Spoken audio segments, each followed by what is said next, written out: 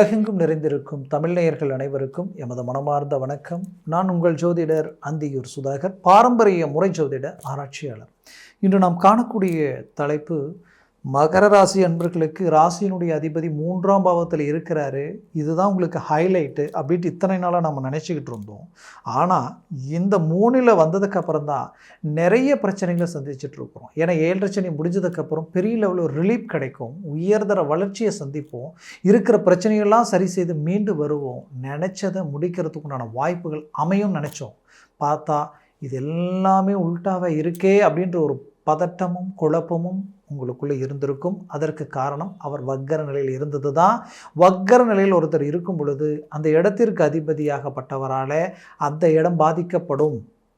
அப்போது அவர் யார்? உங்களுடைய ராசியினுடைய அதிபதி, உங்களுடைய 2ஆம் பாவாதிபதி. ராசியினுடைய அதிபதி வக்கர நிலை பெறும் பொழுது அந்த இடம் என்ன ஆகும்னா, உங்களுடைய சுய சிந்தனையை டவுன் பண்ணிடும், உங்களுடைய கெப்பாசிட்டியை குறைக்க பார்க்கும். எவ்வளோ நீங்கள் ஹார்ட் ஒர்க் போட்டாலும் அது ஏதோ ஒரு விதத்தில் ட்ராப் ஆகிறதுக்கு உண்டான வாய்ப்புகள் உண்டாகிடும். அதுலேயும் குறிப்பாக சொல்லணும்னா, இந்த 2ஆம் பாவமும் அந்த இடத்திற்கு அதிபதியாகப்பட்ட சனி பகவான் தான். அப்போ 2ஆம் பாவாதிபதி வக்ரம் பெறும் பொழுது என்ன ஆகும்னா, தனம் செல்வம் செல்வாக்கு முடக்கமாகும். அதே நேரத்தில் கொடுக்கல் வாங்கல் எல்லாமே பிரேக் ஆகும். குறிப்பாக சொல்லணும்னா, அந்த கொடுக்கல் வாங்கல் ரீதியில் மட்டும் இல்லாமல் பண வருவாயும் நீங்கள் கொடுக்குறேன்னு சொல்கிற நேரத்தில் பணம் கொடுக்க முடியாத நிலைமைக்கு ஆளாகிற நிலைமையும், கொடுத்த வாக்கை காப்பாற்ற முடியாத ஒரு சூழலும்.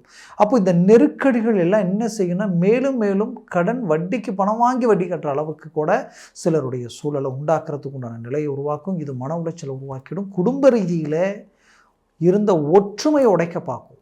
சலசலப்புகளையும், சம்மந்தமே இல்லாதவங்க, தேர்ட் பர்சன், அதாவது உங்களுடைய நட்பு, நம்பிக்கை, நட்பு ரீதியில் நமக்கு நண்பர் அப்படின்ட்டு ரொம்ப நாளாக ஒரு நல்ல நம்பிக்கையோடு ஒருத்தர்கிட்ட நம்ம ஒரு பாசபந்தத்தோட பழக்க வழக்கம் இருந்து, அந்த பழக்க வழக்கமே கடைசியில் பார்த்தா உங்களுக்கு துரோகமாக மாறக்கூடிய நிலைமைகளையும் சந்திக்கக்கூடிய சூழலுக்கு ஆளாகக்கூடிய நிலையை இது உருவாக்கி குடும்பத்தை உடைக்க பார்க்கும். அப்போ இது எல்லாமே உங்களுக்கு ஒரு சில நெகட்டிவான ஒரு சூழலை உண்டாக்குற அளவுக்கு இந்த சனி பகவானுடைய நிலை. ஏன்னா உங்கள் ஃபேமிலியில் இருக்க உங்களை பெற்றவர்கள், உங்களோட பிறந்தவர்களே கொடுக்கல் வாங்கல் ரீதியில் உங்களை அவமானப்படுத்தக்கூடிய நிலைமைகளையும் சந்திக்கக்கூடிய சூழல்கள் உண்டாக்கிடும். எவ்வளவோ பணம் வாங்கியிருப்பீங்க, எவ்வளவோ கொடுத்துருப்பீங்க, வாழ்க்கையில் எத்தனையோ பேருக்கு உங்களுடைய முயற்சியால் நல்லதை செஞ்சுருப்பீங்க. ஆனால் இன்றைக்கி எவ்வளோ நல்லதை செஞ்சு கடைசியில் நீங்கள் பாதிக்கப்படக்கூடிய நிலைமை. ஆனால் உங்களுக்கு இன்றைக்கி யாரும் உதவி செய்யலையேன்ற ஒரு வருத்தம் உங்களுக்குள்ளே இருந்துக்கிட்டு இருக்கும். அது எல்லாத்தையும் உடைக்கிற மாதிரி இப்போ இந்த நவம்பர் 27ஆம் தேதி வக்கர நிவர்த்தியாகி 28லிருந்து இயல்பு நிலை சனி பகவான் இயல்பு நிலையில் இருக்க போகிறார்.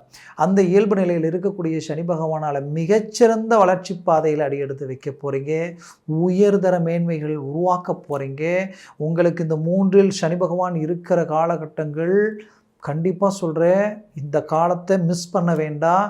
இந்த நேரத்தில் உங்கள் முயற்சி வெயிட்டாக இருக்கணும், உங்களுடைய தேவைகளை பூர்த்தி செய்யணும். இந்த நேரத்தில் என்னென்ன பண்ணணும்னு நினைக்கிறீங்களோ அதற்குண்டான முயற்சியை ஸ்ட்ராங்காக இருக்குங்க. புதுசாக தொழில் தொடங்கணும்னா யோசிக்க வேண்டாம்.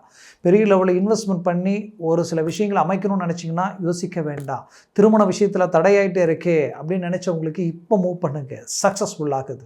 அதுலேயும் குறிப்பாக சொல்லணும்னா, வேலை ரீதியில் இருந்த சிக்கல் எல்லாத்தையும் உடைக்கிறதுக்கு உண்டான அருமையான ஒரு காலம். சிலர் வேலையே இழந்திருப்பீங்க, இழந்த வேலையை விட அருமையான வேலையில் உட்கார்றதுக்கு உண்டான வாய்ப்புகள் உருவாகும். இன்னும் சிலரது வாழ்க்கையிலே நாம் இந்த இடத்துல வேலை செய்கிறதுனால எந்த பிரயோஜனமும் இல்லை, இங்கேருந்து இடமாற்றங்கள் உண்டாக்கிடலாமான்னு நினச்சிருப்பீங்க. கண்டிப்பாக பண்ணலாம். பட் மாறுறதுக்கு முன்னாடி அங்கே உங்களுடைய வேலை ஸ்ட்ராங்காக இருக்கா, கன்ஃபார்ம் ஆகிடுச்சான்னு பார்த்துக்கிட்டு மாறணும். சும்மா மாறிடக்கூடாது, சும்மா இருக்கிறத விட்டுறக்கூடாது, அதை மறந்துடாதீங்க. உங்களுடைய எமோஷனலை டச் பண்ணி உங்களுடைய அதாவது தன்மானத்தை சீண்டி அந்த இடத்துல நீங்கள் உங்களுக்குண்டு ஒரு கௌரவத்தோடு அந்த வேலையை செஞ்சுட்டு இருந்திருப்பீங்க. அந்த இடத்துல உங்களுக்கு ப்ரொமோஷன் கிடைக்கிறதுக்கு உண்டான ஆப்ஷனே இருந்திருக்கும். இந்த மாதிரியான குழப்பங்கள் உருவாக்கி அந்த இடத்த விட்டு நீங்கள் வெளியில் போகிற அளவுக்கு சில சூழல்களை உண்டாக்குவாங்க. அதை எல்லாத்தையும் பார்த்து அவசரப்பட்டு எமோஷ்னலாகி பேச வேண்டாம். அமைதியாக இருந்து உங்கள் காரியத்தை சாதிக்க பாருங்கள். ரீஎன்ட்ரி கொடுப்பீங்க. அது மற்றவர்கள் ஆச்சரியப்படுற அளவுக்கு, திணறக்கூடிய அளவுக்கு இருக்கும்.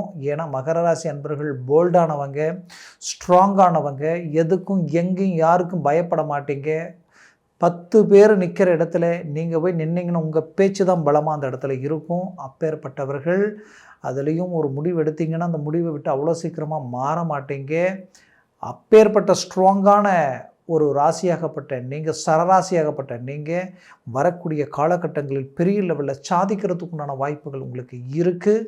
குறிப்பாக சொல்லணுன்னா 2026 ஆகக்கூடிய கிரக பயிற்சிகள் ஹை கிளாஸான அமைப்புகளை தரக்கூடிய அளவுக்கு இருக்குது. அதனால் அது அடுத்த காணொலியில் அதை பற்றி நான் உங்களுக்கு சொல்கிறேன்.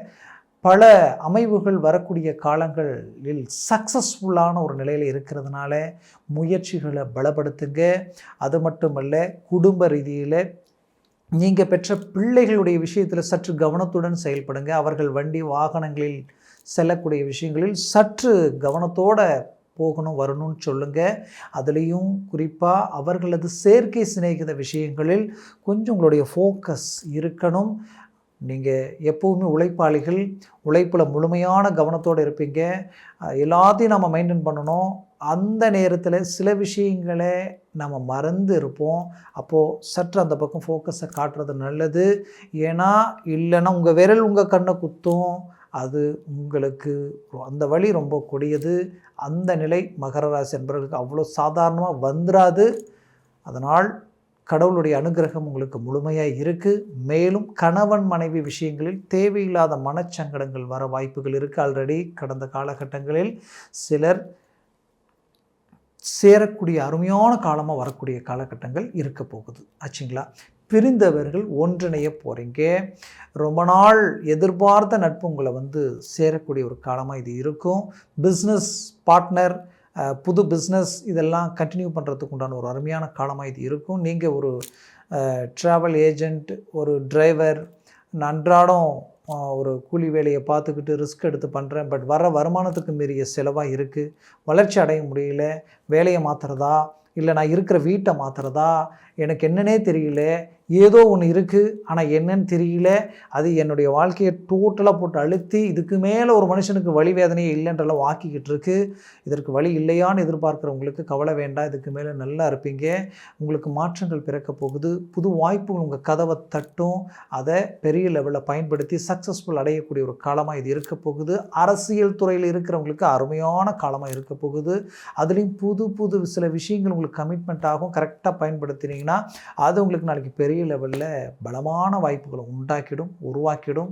மகர ராசி அன்பர்களினுடைய ஆரோக்கிய ரீதியில் இருக்கக்கூடிய பிரச்சனைகள் தீரக்கூடிய ஒரு காலமாக இது இருக்க போகுது. ரொம்ப நாள் நான் ஆரோக்கிய பிரச்சனைக்காக ட்ரீட்மெண்ட் எடுத்தேன், பட் எதுவுமே எனக்கு கை கொடுக்கல. இதிலிருந்து ரிலீஃப் ஆக முடியுமா நினச்சவங்களுக்கு இப்போ வரக்கூடிய காலகட்டங்களிலிருந்து ஒரு ரிலீஃப்னஸ் கிடைச்சிடும். அது ஆட்டோமேட்டிக்காகவே சிலருக்கு சால்வ் ஆகிடும். இன்னும் சிலருக்கு அதற்கு உகுந்த ஒரு மருத்துவ ஆலோசனை கிடைக்கும். அது ஒரு நல்ல ஒரு மேனேஜ்மெண்ட்டை உங்களுக்கு உண்டாக்கிடும். மேற்கொண்டு வரவு செலவு கொடுக்கல் வாங்கல், கொடுத்த பணம் கை சேரும். கொடுக்குற இடத்துலையும் கரெக்டாக கொடுக்குற அளவுக்கு கேட்ட இடத்துல உங்களுக்கு பணம் சேரக்கூடிய ஒரு காலமாக இருக்கும். வெளிநாடு முயற்சிகள் கை கொடுக்கும். வெளிநாட்டில் இருக்கிறவங்களுக்கு இது ஒரு சாதகமான காலமாக மாறப்போகுது. துணிச்சலும் தைரியமும் விடாமுயற்சியும் அதிகரிக்கும்.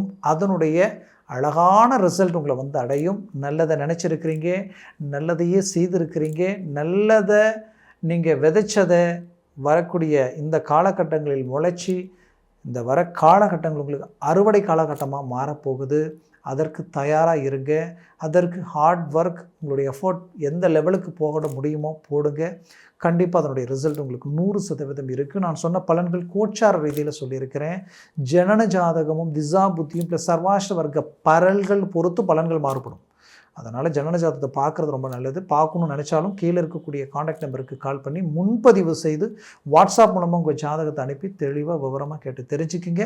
அதை சார்ந்த முடிவும் முயற்சியும் உங்களுக்கு பெரிய லெவலில் சக்ஸஸ்ஃபுல் கொடுக்கும். மேலும் தெய்வத்தினுடைய முழு அனுகிரகமும் நிறைஞ்ச இந்த மகர ராசி என்பவர்களுடைய வாழ்க்கை வளமாக அமைந்திட எமது மனமார்ந்த வாழ்த்துக்கள். நன்றி, வணக்கம். மீண்டும் சந்திக்கலாம்.